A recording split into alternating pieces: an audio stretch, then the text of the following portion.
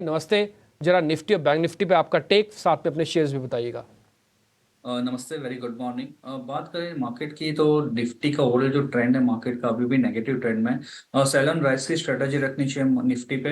जहां तक लेवल्स की बात करें, निफ्टी फ्यूचर का जो सब रेजिस्टेंस जोन है 24,800 एक इम्पॉर्टेंट रेजिस्टेंस जोन है निफ्टी फ्यूचर के लिए। जहां तक सपोर्ट की बात करें 24,350 24,400 सपोर्ट है निफ्टी फ्यूचर के लिए। तो सेल एंड राइज का मार्केट देखने मिल रहा है राइट नाउ। जहां तक बैंक निफ्टी की बात करें, बैंक निफ्टी में भी ओवरऑल ट्रेंड की बात करें, ट्रेंड नेगेटिव है। हमें लगता है कि 51,100 तक के जोन देखने मिल सकते हैं। 51,800 का एक रेजिस्टेंस फेस कर रहा है बैंक निफ्टी फ्यूचर। लेवल्स आप चेक कर लीजिएगा फिर से अपनी 51,000 पर निफ्टी बैंक के लिए अगला सपोर्ट है, 51,800 पर रेजिस्टेंस है। तो देखिए छोटी रेंज भी है और इस मार्केट में ना मतलब छोटे छोटे कदमों के साथ ही आपको चलने की सलाह भी हमारे एक्सपर्ट्स दे रहे हैं।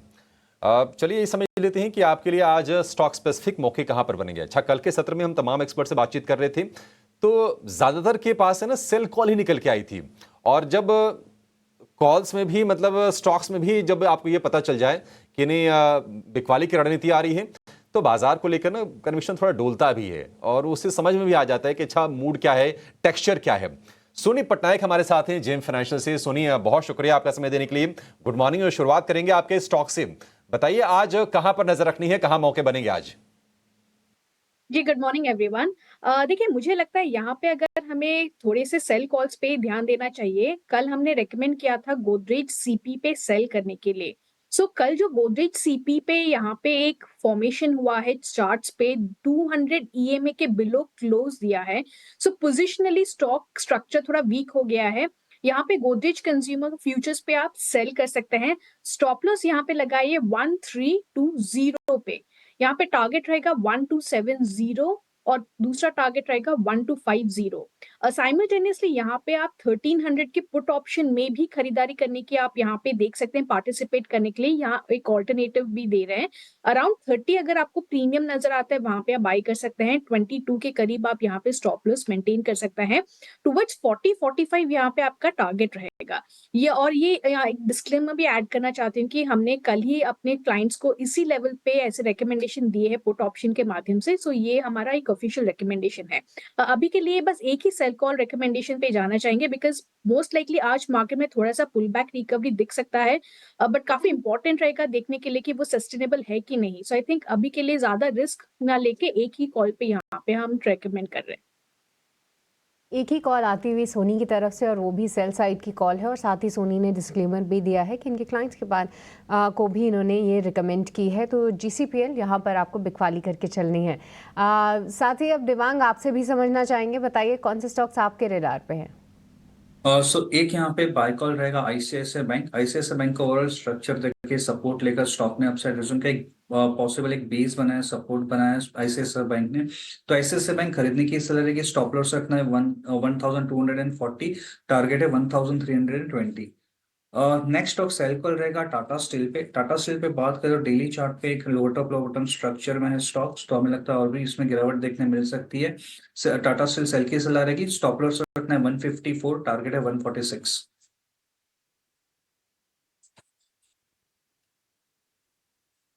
ये कुछ एक लेवल्स हो गए। आप टाटा स्टील एक और शॉर्ट कॉल देख रहे हैं, इससे पहले सोनी ने भी आपको एक शॉर्ट कॉल दी है, तो दो तो शॉर्ट कॉल होगी आउट ऑफ 3। और एक जो शेयर जो बाय में दिया है वो कल का एक स्टार परफॉर्मर था, वो था आईसीआईसीआई बैंक। देखिए कॉन्फिडेंस का लेवल आपको एनालिस्ट की कॉल से भी पता लग रहा है। जैसे अभिषेक जी भी आपको बता रहे थे कि देखिए सेल कॉल ज़्यादा आने लगी, ये सब होने लगा। कॉल्स कम आना भी ये बताता है कि कॉन्फिडेंस मार्केट के अंदर कम है। अच्छा, हम सब ना typically by birth he bullish होते हैं, अमूमन होते हैं। अपनी पढ़ाई से, अपने इंटेलिजेंस से हम थोड़ा शॉर्टिंग वोटिंग सीख जाएं या हम शॉर्ट करने लग जाएं, वो एक अलग है, बियर हो जाए। लेकिन ये तो अमूमन हम बाय बर्थ बुलिश ही होते हैं सब लोग। हमारे यहाँ पे पीढ़ियों में ये सिखाया गया कि पहले माल खरीदो बाद में बेचो।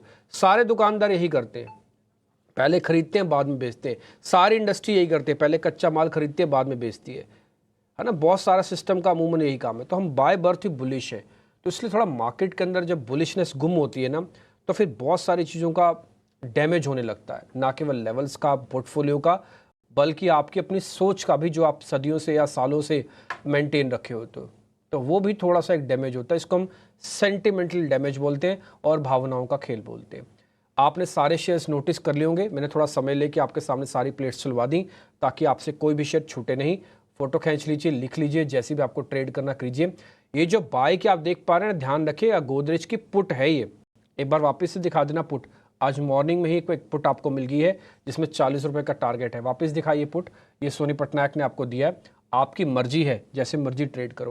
हमारे साथ विवेक कारवा भी जुड़ चुके हैं। विवेक, बहुत बहुत स्वागत है आपका और मैं आपको थोड़ा सा कॉन्ग्रेचुलेट भी करना चाहूँगी क्योंकि मुझे याद है जब आप कुछ समय पहले हमारे साथ मुंबई स्टूडियो में थे, आपने ये ज़रूर आगाह किया था कि देखिए जो मिड कैप स्मॉल कैप की हालत है ना, वो इतनी अच्छी नहीं लग रही है। और अब हम देख भी रहे हैं कि बाज़ारों में सबसे ज़्यादा करेक्शन कहाँ पर आ रहा है। ऐसे में रिटेल इन्वेस्टर्स थोड़ा सा फंसते हुए महसूस ज़रूर करते हैं।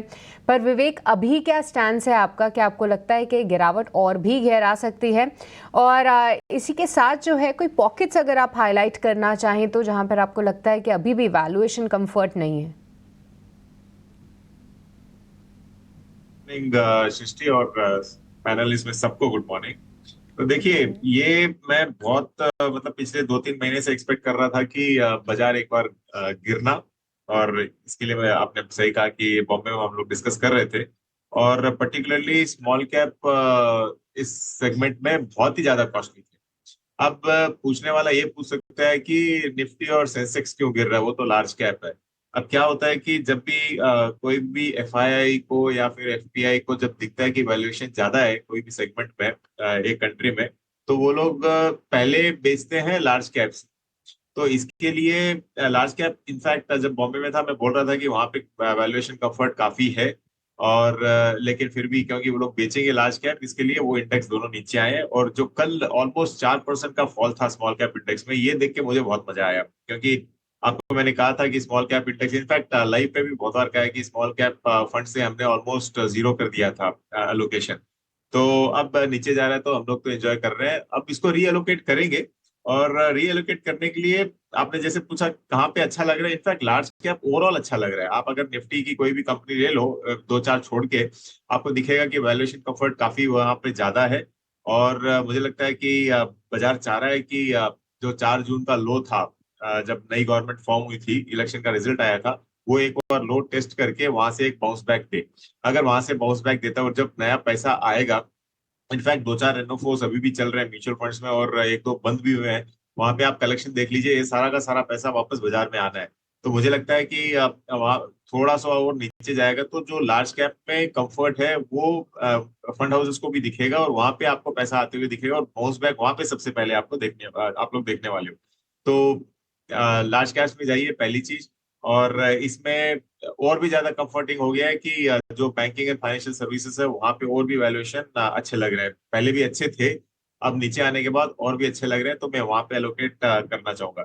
स्मॉल कैप से थोड़ा सा आपको स्टॉक स्पेसिफिक होना पड़ेगा, क्योंकि काफी करेक्शन हो चुका है। काफी स्मॉल कैप्स आज ऐसे हैं जहां पे वैल्यूएशन बहुत अच्छे लग रहे हैं। मैं नाम नहीं ले रहा कोई भी स्टॉक का, लेकिन हाँ, वो आपको थोड़ा सा होमवर्क करना पड़ेगा, आपको मिलेगा। लेकिन ओवरऑल इंडेक्स आप अगर स्मॉल कैप्स देखो तो अभी भी महंगा लग रहा है, 34-35 पी के पे चल रहा है, तो थोड़ा बहुत करेक्शन वहां पे और आ सकता है। ऑलराइट, तो लार्ज कैप पे नज़रिया बनाइए, खासतौर से बैंकिंग और फाइनेंशियल स्पेस में वैल्यूएशन कंफर्ट दिख रहा है। स्मॉल कैप इंडेक्स में जो है वहाँ पर थोड़ी सी और करेक्शन की आशंका है, पर साथ ही साथ कुछ पॉकेट्स वहाँ पर भी तलाशने